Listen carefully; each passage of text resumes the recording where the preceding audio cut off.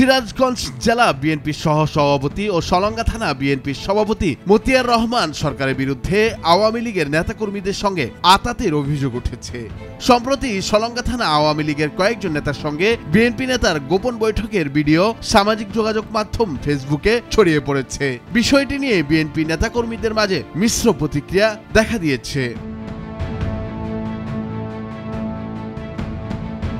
গত ২৭ আগস্ট গভীর রাতে ঢাকা রাজশাহী মহাসড়কের সলঙ্গা থানার রামারচর এলাকার রয়্যাল রূপালী হাইওয়ে রেস্টুরেন্টে ওই বৈঠকটি হয় বলে জানা গেছে।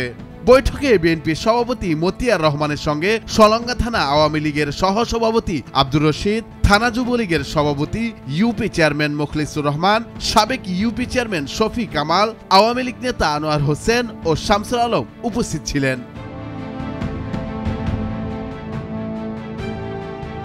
বিএনপির একটি অংশের অভিযোগ, সাম্প্রতিক রাজনৈতিক সহিংসতার ঘটনার দায়ের করা মামলা থেকে নাম বাদ দিতে মতিয়ার রহমান সরকারের সঙ্গে বৈঠক করেছেন আওয়ামী লীগ নেতারা।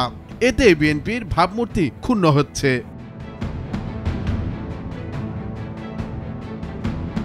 আবার বিএনপির কেউ কেউ বলছেন, মানুষের সঙ্গে মানুষের সামাজিক সম্পর্ক থাকতেই পারে। আব্দুর রশিদ একজন অসুস্থ মানুষ, আসলে কি নিয়ে বৈঠক হয়েছে সেটা পরিষ্কার নয়। বৈঠকে অংশ নেওয়া আওয়ামী লীগ নেতা ও সাবেক ইউপি চেয়ারম্যান শফি কামাল বলেছেন, মতিয়ার রহমানের সঙ্গে আমাদের ব্যক্তিগত সম্পর্কের খাতিরে রয়্যাল রূপালী হোটেলে বসেছিলাম, সেখানে মামলা সংক্রান্ত কোনো আলোচনা হয়নি।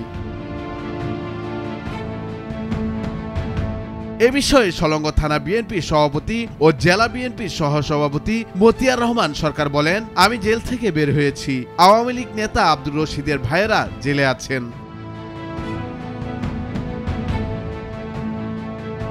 আব্দুর রশিদ একজন পঙ্গু মানুষ, আমি রিকশা নিয়ে যাচ্ছিলাম, তিনি ডাক দিয়ে নামিয়ে বললেন, চাচা আমার ভাইয়েরা কেমন আছেন?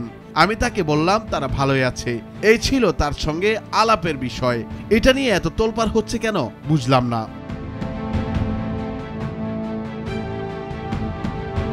সিরাজগঞ্জ জেলা বিএনপি সাধারণ সম্পাদক সাইদুর রহমান বাচ্চু বলেন, মানুষের সঙ্গে মানুষের সামাজিক সম্পর্ক থাকতেই পারে। বৈঠকের ভিডিওটি আমি দেখেছি। ওই বৈঠকে কি নিয়ে আলোচনা হয়েছে বিষয়টি তদন্ত করে দেখার পর আমরা সিদ্ধান্ত নিতে পারবো।